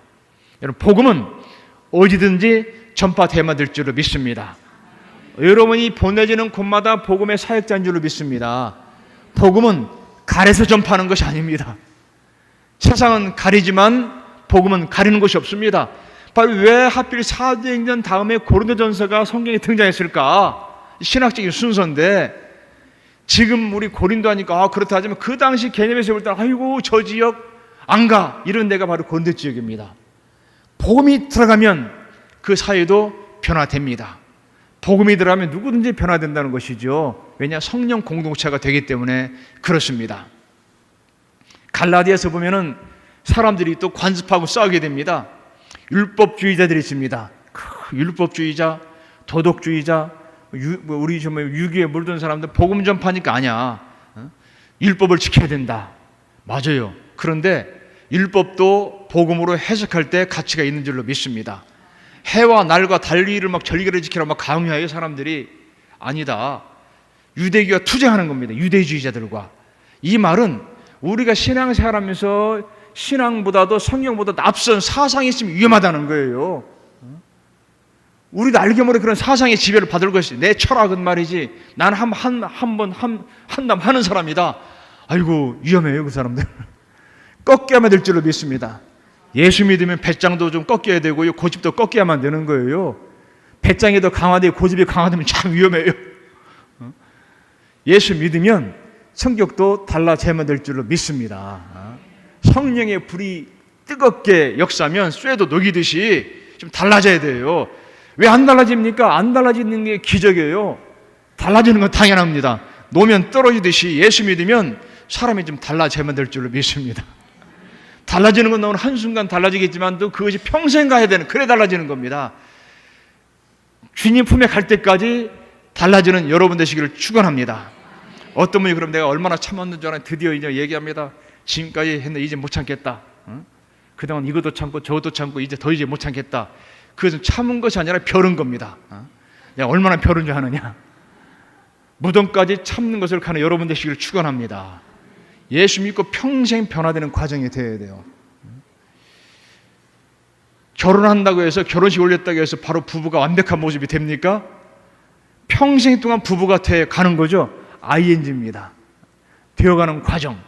목사도 평생 목사가 되는 것이고 전도사도 마찬가지고 집사장 평생 돼가는 거예요. 계속해서 발전하듯이 평생 변화 속에 사는 여러분 되시기를 축원합니다. 에베소서가 있죠. 에베소서의 특징은 바로 교회입니다. 교회의 본질이 무엇인가? 교회가 무엇이냐? 교회는 그리스도의 몸이다. 우리 침례교회가 이렇게 자랑스러운 것은 성경 말씀대로 교회를 실천하기 때문에 그렇습니다. 우리 침례교회의 교회가는 무엇입니까? 예수를 그리스도로 영접한 영적 공동체를 교회라고 정의하지만 더 중요한 것은 교회 위에 교회 없고 교회 밑에 교회 없다. 왜요? 그리스도의 몸이고 머리 되신 분이 누구죠? 주님이시기 때문에. 그리고 교단 총회는 본부라고 안 합니다. 총회라고 하지. 교회가 최고의 권위를 가진 줄로 믿습니다. 이 시대 최고의 기관 속 여러분 각자 교회가 있어요. 세상 권력도 어찌하지 못하는 교회가 존중받는 사회가 인격적인 사회가 되는 것이지요. 그거 굉장히 중요합니다. 왜? 우리가 그리스도의 몸이기 때문에. 그래서 내 교회라고 우리가 비유적으로 말하시지만 교회는 주님의 교회인 줄로 믿습니다. 무엇을 하든지 간에 주인이 많은 교회는 안 되는 거예요. 내가 교회의 주인 아닙니다. 주님이 주인이신 줄로 믿습니다. 우리는 그 지체라는 말이에요. 지체는 머리에 지배를 받아야 되는 겁니다. 내가 하는 사람도 없어져야만 될 줄로 믿습니다. 이게 참 위험해요. 내가 왕년에 아닙니다. 흘러간 물이 물레방아로 돌리지 못합니다. 지렁한 바람이 풍차를 돌리지 못해요. 오늘 믿음으로 오늘 사는 여러분 되시기를 축원합니다. 어제 먹었던 밥 어제 힘썼어요. 오늘 점심 먹은 걸로 지금 여러분 앉아있는 힘이 있는 것이고 저녁 먹는 힘으로 저녁 지내는 것이지 나도 옛날에 그런 말 대신에 지금 기도하는 모습 보이는 여러분 되시기를 축원합니다. 이것이 굉장히 중요해요. 교회는 바로 그런 겁니다. 주님의 몸된 교회인 줄로 믿습니다. 이것을 말하는 거예요. 에베소서가. 바로 교회의 본질이 무엇이다? 주님의 몸된 교회. 정의를 하고 있습니다. 교회의 본질이 바로 그런 것이구나. 얼마나 사람들이 당황했겠어요. 복음이 들어가서 무엇인가 세워, 이것이 무엇인가 교회인데 그 교회의 본질이 무엇인가? 본질. 주님의 몸된 교회인 줄로 믿고 이 교회의 머리신 분은 주님이신 줄로 믿습니다. 우리 지체는 역할만 하면 되는 겁니다. 남의 문제 간섭하지 말고. 제가 학교 일을 해가면서 보면 가장 고마운 우리 직원들, 교수님들 어떤 분들이 줄 압니까? 자기 일 묵묵히 하는 사람, 저를 싫어하는 사람, 자기 일 아닌 거 간섭하는 사람. 명확해요. 여기도 여러분 사회적으로 책임자 있는 분들 계시겠지만 제일 성실하다고 느끼는 건 자기 일 잘하는 사람이에요. 남 일 간섭하는 사람은 절대 성실할 수가 없어요. 그 일하기도 벅찬데. 교회도 마찬가지입니다. 각각 부서에서 열심히 하는 사람이 주님 보실 때 가장 아름다운 모습인 줄로 믿습니다. 안 하면서 이것저것 간섭하는 사람, 하는 게 제일 미운 사람. 물론 주님 살아가시지만은 그런 것 같습니다. 그래서 우리 지체로서 각 분야에 충성하는 여러분 되시기를 축원합니다. 그 다음 빌립보서죠. 빌립보서는 보니까 특징이 없는 것처럼 보여요. 감옥에서 쓴 서신인데 이 서신서에 가장 많이 등장하는 단어는 감사와 기쁨입니다. 감사와 기쁨. 특히 빌립보서 4장 13절 많이 알려져 있죠. 내게 능력 주시는 자는 내가 모든 걸 할 수 있다. 능력이란 말은 두나미스 다이너마이트입니다. 안반 속에 다이너마이트 집어넣으면 깨지지 않습니까? 능력은 바로 그런 거예요. 여러분 주님 주신 능력은 위대합니다. 능력받는 여러분 되시길 축원합니다. 그런데 여기서 바울은 보면은 내가 미천에 처할 줄, 부여에 처할 줄 알고 배고프. 사도 바울은 그 가진 능력은 자신을 변화시키는 거였습니다. A라는 상황에서 B라는 상황으로 변화보다도 자신의 변화를 원했습니다. 내가 모든 일에 자족하기를 배웠다. 대단합니다. 저도 기회만 되면 우리 학생들, 교수님들은 하나 목표가 있습니다. 코로나 풀리면 전부 저희 대학이 지족 전철역 옆에 있거든요. 모두 51명 교수님 전철 태워서 전철 칸칸마다 전도시켜서 대전역까지 전도 한번 시켜야 되겠다. 교수님 앞장서서 강의실에서 누구나 할 수 있어요. 이거 책 보면은 현장이 중요해요. 그런 저는 취임식 때 749세 정신이라고 했습니다. 답은 현장에 있다. 진리는 실천을 통해서 검증된다. 현장 답 전도시켜야 되겠다. 학생들은 물론 전도하지만 가장 귀한 것부터 모든 경험하기 시키고 싶어요. 같이 누추한 데도 가보게 하고 좋은 데도 가보고 모든 영역을 다 경험할 수 있도록 그렇게 만들고 싶은 생각이 드는 겁니다. 바울이 그랬거든요. 바울이 모든 걸 다 풍부에 처할 줄도 알고 비천에 처할 줄도 알고, 그런데 풍부할 때 교만하지 않고 비천할 때 비굴하지 않았습니다. 이게 빌립보서에 나오는 말씀이에요. 여러분이 코로나 시대에 때로는 잘 될 수 있고 못 될 수 있고 어려울 수 있고 흥할 수 있죠. 어떤 형편이 있든지 간에 교만하지 말고 비굴하지 말기를 축원합니다. 한결같은 거예요. 한결같은 믿음. 제가 외국에 있을 때 청국장이 먹고 싶더라고요. 청국장 다 좋아하죠. 근데 못 먹는 이유가 냄새 때문에. 아파트에서도 잘 못 먹지 않습니까? 그래서 제가 이제 책을 보다가 어떤 자료를 보다가 청국장이 냄새 나는 이유, 아랫목에 둬서 온도가 불규칙하니까 냄새가 난다는 거예요. 발효 그 온도가 다르니까 발효 온도 일정하게 하면은 몇 도에 있습니다. 그 냄새가 안 난다는 거예요. 그래서 한국에서 요플랜가 만드는 기계를 보내라고 그랬습니다. 그래서 온도가 뜨겁기 때문에 옆에 티슈를 넣고 이제 계속 몇 번 실험 끝에 일정 온도로 찾아냈습니다. 콩을 사다 불려서 3일 지나니까 하얗게 진이 뜨더라고요. 냄새가 안 나요. 오는 사람 항상 기겁을 합니다. 아니 청국장인데 왜 냄새가 안 나지? 근데 먹다 남은 걸 그냥 놓고 반달 지나면 냄새가 확 납니다. 온도가 다르니까. 여러분, 한결같은 신앙생활은 소리소문 없이 영향을 미칠 줄로 믿습니다. 왔다 갔다 하면 주변에 막 냄새 풍겨요. 분명히 신앙은 신앙인인데 아이고 저 안 만나야 되겠다. 한결같은 여러분 되시기를 축원합니다. 비천에 처하도 풍부에 처하도 빌립보서 말씀대로 옥중에서도 감사와 기쁨, 축복 아닙니까? 감사와 기쁨, 이 여러분 되시기를 축원합니다. 골로새서 복음을 전하다 보니까 이방 사상과 철학이 있습니다.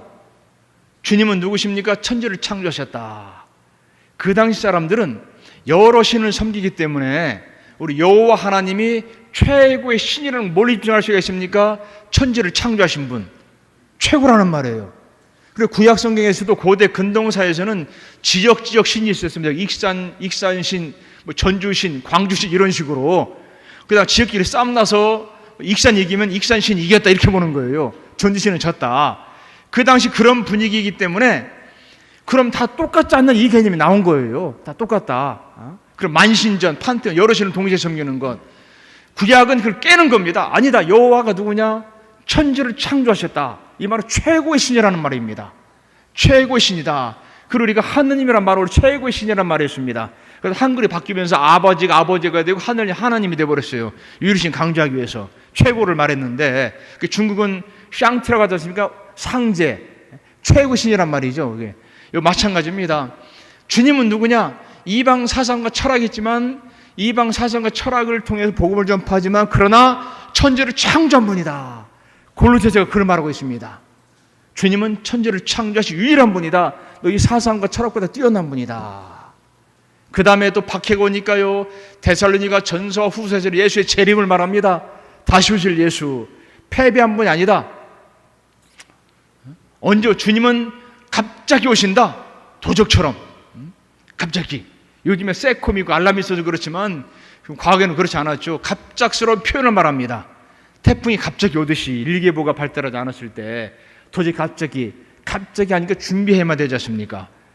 맞아요. 갑자기 오시니까 막 준비해야 됩니다. 언제 오실지 모르니까. 그러다 보니까 부작용이 생겨요.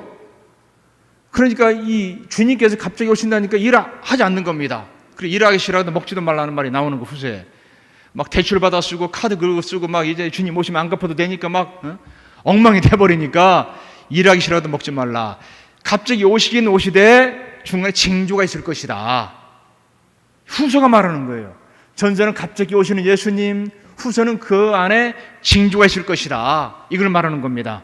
그 여기서 말하는 교훈은 주님은 틀림없이 오실 것이다.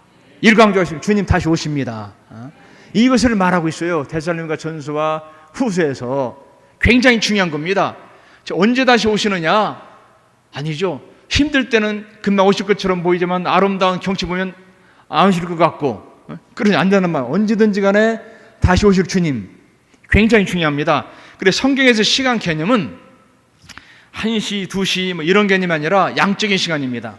제가 이거 따서 물을 쏟아버리면은 시간이 얼마나 걸릴까요? 다 쏟는데 1분, 2분, 10초 제 마음에 따라 달렸죠. 한 방울 따르고 잠궈버리면 1년 가도 괜찮을 것이고 하나님의 주권에 달린 시간, 카이로스, 때가 찼다는 말이 그 말인 것이죠. 1시간, 2시간이 아니라 때로 영화 볼 때는 뭐 2시간도 10분처럼 느껴지고 그럴 때가 있죠. 비유적으로 카이로스입니다. 주님은 다시 오실 줄로 믿습니다. 정말 다시 오시는 것이죠. 그게 우리가 없어서는 안 된다는 거예요. 데살로니가 전서 후서가 그걸 말하는 겁니다. 갑자기 오시고 징조가 있다. 그러니 박해와 핍박에서도 믿음대로 살아라. 세상은 끝이 있다. 이걸 말하고 있습니다.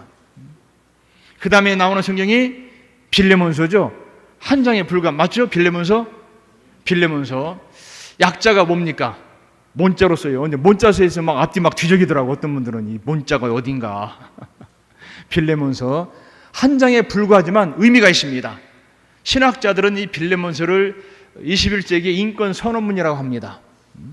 왜냐? 이 중에 중요한 것은 개인적인 편지 같아요. 탈주한 노예를 돌려보내는데 그렇다고 사도 바울이 노예 제도를 인정했느냐? 그렇지 않습니다. 아브라함 링컨 대통령이 위대한 것은 노예 해방을 선언했죠. 링컨 대통령 많은 분들이 존경하더라고요. 그런데 그로부터 100년이 지난 뒤에 아까 말한 침례교 마틴 루터 킹 목사가 연설합니다. 나에게 꿈이 있다. I have a dream. 흑인과 백인이 피부색이 아니라 인권으로 존중받는 그런 사회, 함께 손을 띄워놓는 그런 사회를 나는 꿈꾼다. I have a dream. 유명한 연설입니다. 100년이 지났는데도 차별의 족쇄는 여전하다. 그래서 링컨 대통령의 노예 해방 선언을 어떤 역사가들은 아주 혹평을 하기도 합니다. 정치적이다. 남쪽과 북쪽이 싸울 때 남쪽은 노예가 많았으니까 전력을 약화시키기 위한 것이다 라는 평가도 있습니다. 어쨌든지 간에 선언은 위대하죠. 그렇지만 진정한 노예 해방은 붙잡아온 그 사람들을 보상해 줘야만 되는 겁니다. 잘 갈 수 있도록. 그때부터 흑인들은 합법적인 노예 생활을 하는 겁니다. 그래 100년 지난 뒤에 마틴 루터 킹 목사가 자유를 선언하는 겁니다. 우리에게 평등을 달라, 자유를 달라 외치는 것이죠. 그때 빌레몬서 말씀이 인권 선언문이라고 하는 것은 바로 16절입니다. 16절에 탈주한 노예를 돌려보내면서 이제는 너에게 사랑받는 형제다 이 말이죠. 사랑받는 형제다. 둘로스란 단어 종이 아니다. 형제 아델포스다. 사회적으로 보면 극과 극입니다. 이건 뭐 저 높은 데서부터 낮은 데까지 비교할 수 없는, 즉 병행할 수 없는, 병립할 수 없는 그런 신분의 차이를 말합니다. 이런 신분에 있는 사람을 바울이 돌려보내면서 그 주인에게 이제는 이 사람이 네 사랑받는 형제다. 아니 노예가 나와 엄마가 같다는 거예요. 이것만큼 위대한 인권선언문이 어디 있습니까? 진정한 인권선언문 아닙니까? 아브라함 링컨 대통령 선언보다도 얼마나 위대합니까? 이제는 네 형제라는 거예요. 같은 집에 사는 사람이다. 그래서 빌레몬서가 같이 있는 겁니다. 읽을 때마다 16절을 딱 보면 야 어떻게 이럴 수가 있을까?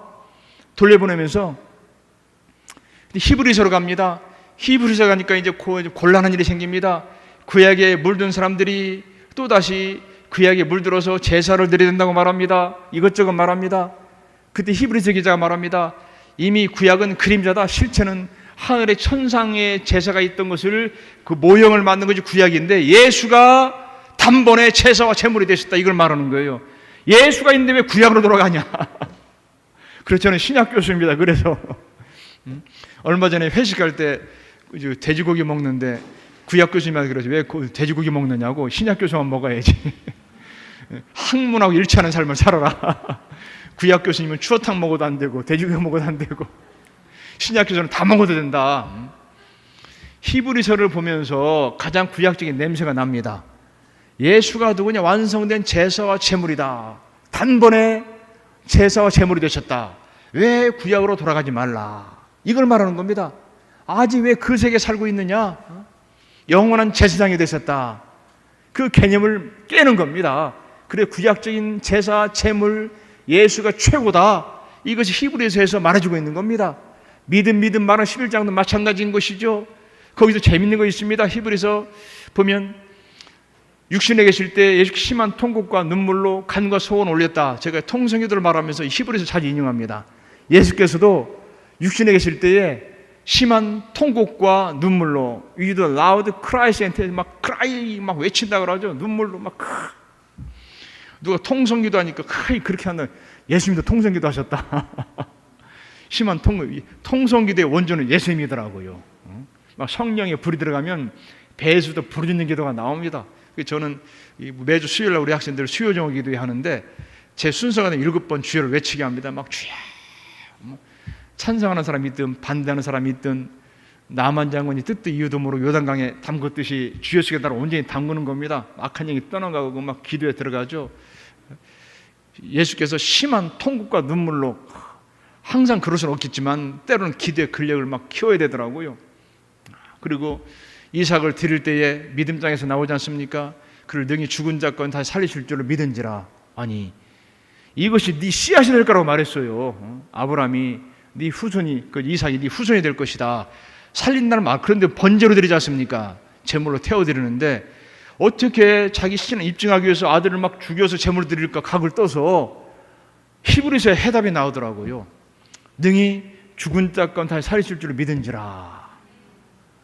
죽었다 살아난 예수를 보고도 고기 잡으러 간 사람이 있었는데 아브라함이 그래 믿음의 조상인 거예요.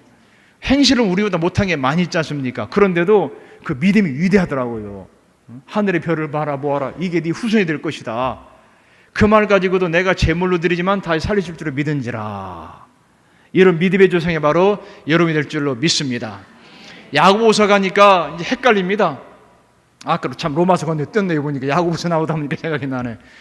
야고보서와 로마서를 보면 로마서에 믿음이 나오고 야고보서에 믿음이 나오는데 서로 비교가 되죠. 그렇죠? 로마서는 믿음으로만 구원받는다고 그랬는데 야고보서 보니까 믿음이 아니라 행함이다. 귀신들도 믿고 떠느니라 했어요. 믿음이 아니라 행함으로 구원받는다. 야, 이거 어떻게 된 겁니까? 이게 도대체. 로마서는 오직 믿음. 굉장히 믿음을 말하지 않습니까? 믿음을 말하고. 로마서는 한편의 신학 논문에 갔습니다. 근데 로마서에서 믿음은 율법이 아니라 믿음이란 말이에요. 비교점 자체가 율법이 아니라 믿음으로 구원받는다. 이것이 나와요. 그래서 로마서를 보면 아브라함의 사라를 말하는 겁니다. 아브라함 봐라, 믿음으로 의롭다는 바지 않았느냐. 그래서 로마서에서 믿음이라는 단어는 은혜를 말하는 겁니다. 어느 관계 속에 들어간 것. 누가복음에서 의라는 단어는 도덕적인 의. 마태복음에서 요셉 의인이라고 했던 것은 율법적인 관점에서 준수한 사람 의라고 말하는 겁니다. 로마서는 관계에 들어갔다는 말이에요. 그렇지 않음에도 불구하고 내 이 속에 들어왔기 때문에 의롭다함 받았다. 그것이 4장까지 나오는 거예요. 그 사례로 아브라함. 그때 로마서에서 믿음으로 구원받는다는 것을 말하기 위해서 구약의 그 많은 구약 성경 가운데 한 구절을 찾아냅니다. 창세기 15장 6절. 우리가 잘 아는. 후손에 이걸 그의 의로 여겼다. 굉장한 겁니다. 그런 의를 갖는 여러분 되시기를 축원합니다. 그러면서 야고보서에서는 왜 행함을 강조하느냐? 로마서 배경이 전혀 달라요. 로마서와 배경 자체가 전혀 다릅니다. 그때는 헬라 세계의 이분법이라고 있습니다. 무슨 말이냐면 모든 걸 두 개로 봐요. 남자, 여자, 하늘과 땅. 사람을 영과 육 두 개로 나눕니다. 그래서 마음으로 믿으면 되지. 마음대로 살아도 된다. 이런 개념이 나오는 거예요. 특별한 계시를 구원받으니 그렇지 않다는 얘기입니다. 믿음과 행함, 즉 영과 육은 전인격적인 존재라는 거는 거예요. 그 야고보서에서 믿음과 행함이라는 단어를 합치니까 로마서의 믿음이라는 단어가 나오는 겁니다. 배경이 다르단 말이죠. 그 당시 사람들이 그냥 마음대로 사는 것, 야 우리가 이제 영적으로 구원받으니까 육체로 마음대로 살자, 그렇지 않다는 거예요. 같이 가는 것이다. 같이. 그렇기 때문에 행함과 행함이 믿음이고 믿음이 행함이다. 어디까지가 아브라함의 믿음이고 어디까지 행함이냐 구별할 수 없지 않습니까? 동시에 같이는 그것을 야고보서에서 말하고 있습니다. 베드로전서, 베드로서 역시 마찬가지입니다. 그 어떤 박해와 핍박 속에서도 그대로 살아라. 디모데전서, 디모데후서는 이제 교회가 이렇게 구체로 갖춰졌을 때에 질서를 말합니다. 그 질서가 있어야만 되겠죠. 여러분, 교회는 질서고 하나님 질서의 하나님인 줄 믿습니다. 가정에도 질서가 있어요. 학교도 질서가 있습니다. 총장이 있고 교수가 있고 직원이 있습니다. 질서 없는 조직이 아니란 말이죠. 교회도 질서가 있습니다. 목사님이 있고 장로님, 권집사님이 있고 성도들이 있습니다. 질서가 살아나는 교회가 건강한 교회인 줄 믿습니다. 그래서 디모데전서와 디모데후서와 디도서는 교회의 행정 질서, 원리를 말하는 겁니다. 요한일서, 2서, 3서, 유다서는 교회가 이렇게 정착되고 안정되다 보니까 등장하는 무리들이 있습니다. 이단들이 나와요. 이단들이 출몰합니다. 거짓 교회가 나온다는 말이죠. 그래서 여러분, 양의 문으로 들어오고 나는 여러분 되시기를 축원합니다. 이상하면 이상한 거예요. 물에 여기 있는데 야 이게 독약인가 보약인가 모르면 마셔야 됩니까? 마시지 말아야지. 물론 다 생수가 여기 있습니다만 비유적으로 이것이 곰팡이스러운 안스러나 모르면 안 먹어야 되죠. 먹어볼까? 아닙니다. 이단들이 반드시 출몰합니다. 거짓 가르침과 교리가 출몰할 때 유다서와 요한 1, 2, 3서는 그런 것으로부터 벗어나는 것을 말합니다. 그러면서 사랑의 실천을 해야 된다. 근데 요한계시록이 나오는데요. 요한계시록은 마지막에 있지만 사실은 마태복음부터 요한계시록까지는 세상의 종말이 이루어지고 있는 것을 말합니다. 여기 세상에 판이 있으면 마태복음이 여기 있고 계시록이 전체가 지금 종말이 움직이는 겁니다. 현재 이미 시작되었습니다. 예루살렘에 멸망할 것이다 파기되었죠. 이미 종말을 보여주는 거라는 말이죠. 마태복음 24장, 마가복음 13장, 누가복음 21장에 세상의 종말에 대한 현상이 등장합니다. 이것이 확장된 것이 바로 요한계시록이 되는 것이죠. 그래서 저는 또 총장실에 그때 목사님한테 조급받은 게 있습니다. 속효리라. 제 집무실에 앉아서 딱 보면 맞은편에 저게 보입니다. 속효리라. 다시 오실 예수.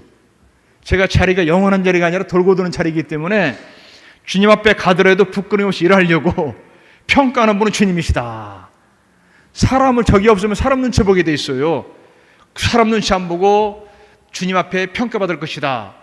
나중에 오신다면 참 지루하지 않습니까? 속히 오신다. 속히 주님 오실 줄로 믿습니다. 그래서 천국 가는 복음을 전파한 우리의 사명은 다시 오실 예수인데, 요한계시록은 일곱인, 일곱 나팔, 일곱 대접 등장합니다. 이 땅에서 듣도 보도 못한 재앙들이 나오는 것이죠.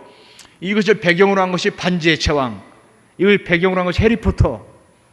세상의 종말을 다양한 방법으로 보여주는 겁니다.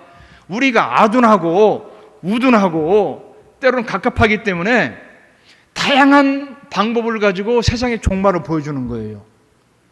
아이들이, 엄마들이 옛날 다리미질할 때 보면 뜨거우니까 혼내키죠. 이놈아 뜨겁다, 안 된다, 큰일 난다.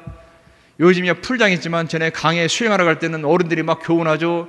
누구누구도 위험했고 조심해라, 막 여러 가지 최대의 표현을 동원해서 위험한 걸 경고합니다. 주님께서도 마찬가지입니다.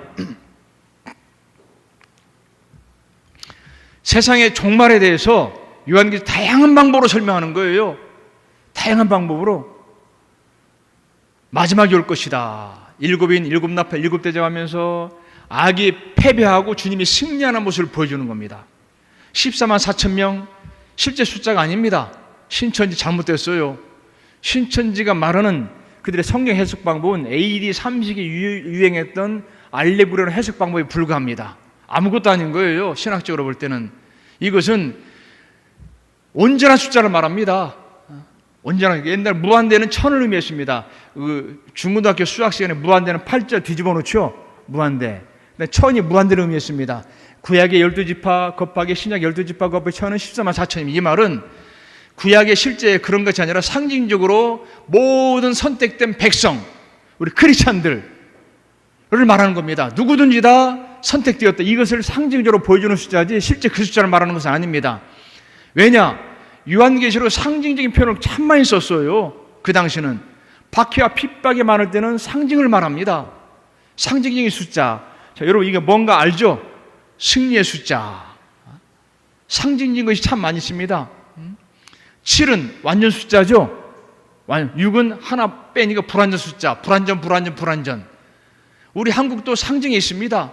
외국도 상징이 있고 어느 지역마다 그 시대에 상징이 있습니다. 십자가 우리 기독교를 상징하듯이 요한계시록은 상징적인 용어를 굉장히 많이 사용했습니다. 그 시대에 사람들은 누구나 알 수 있는 상징, 시간이 지나니까 잘 모르는 것이죠. 그래서 목사님들이 필요한 거예요. 신학대학이 필요하고 여기 지금 공부하기 때문에 정확한 해석을 우리 성도들에게 해주고 있죠. 그렇지 않으면 내 마음대로 해석하는 겁니다. 문화마다 상징이 굉장히 다른 겁니다. 숫자도 우리 병원 같은 데 가보면 사천 F자가 써 있더라고요. 영어로. 일부 사자를 안 쓰더라고요. 중국 사람 8자 좋아하고 888 발전한다 해가지고. 사실 그 시대마다 문화마다 표현 방법이 다르기 때문에 요한계시록이 기록되던 당시에는 박해와 핍박이 무지하게 심했습니다. 60년대 네로 황제에 지나서 도미티안 황제라는 그 아주 그냥 불세출의 박해, 핍박 속에서 기록된 것이 요한계시록입니다. 박해와 핍박 속에 있던 성도들에게 주님 속히 오시니까 변질하지 말고 승리해라 메시지를 주는 겁니다. 그래서 성경은 그 마태복음부터 시작해서 계시록까지 한결같이 다시 오실 예수를 대망하는 겁니다. 우리가 십자가 예수님도 중요하죠. 부활의 예수님 중요합니다. 그런데 우리가 영원전 보석에서 계시던 예수님, 선지하신 예수님, 그렇죠? 성육신하신 예수님도 중요합니다. 고난당하신 예수님, 십자가에 죽으심, 부활, 승천, 재림 다 중요한데 신약 성경이 가는 방향이 있습니다. 우리 서울 갈 때는 운전석에 서울 향해 가듯이 신약 성경 전체가 지향하는 방향, 속히 오실 예수님인 줄로 믿습니다. 우리 방향이 그거예요. 죽음의 의미 있는 것도, 부활의 의미 있는 것도, 승천 의미 있는 것도 다시 오실 예수가 있기 때문에 의미가 있다는 것이죠. 그 방향을 잡고 하루하루 살아갈 때에 승리하실 줄로 믿습니다. 그래서 이 코로나 시대에 우리의 본질은 여러분 성경으로 돌아가는 겁니다. 힘들 수도 있습니다. 고난 당할 수도 있고, 그럴 때마다 저는 개인적으로 제일 좋아하는 성경이 고린도후서입니다. 그것은 고린도후서는 바울의 자서전과 같아요. 개인적인 고난과 핍박이 있습니다. 11장 보면은 성경 다른 곳에 등장하지 않는 고난들이 질비하게 나옵니다. 삼층천에 가본 바울, 온갖 영적 책임한 바울, 또 10장, 11장, 12장 쭉 보다 보면 인신공격들 굉장합니다. 말도 못한다고 그러죠. 외모도 이상하다고 그러죠. 눈물 없이는 읽을 수 없는 편지. 그래 바울의 자서전 같은 편지가 바로 고린도 후서라고 말합니다. 여러분 어려울 때 한번 후서 읽어보세요. 이 코로나 시대에 극복할 수가 있습니다. 그러나 우리가 이걸 극복하기 위해서는 본질로 돌아가는 침례교회, 신약교회를 지향하는 침례교회, 칼빈주의도 아니고 알미니안주의도 아니고 우리 침례교회는 신약성서주의인 줄로 믿습니다.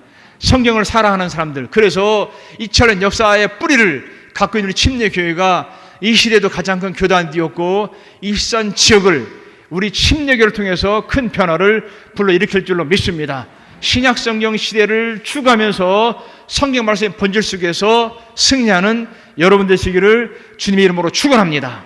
기도하시겠습니다.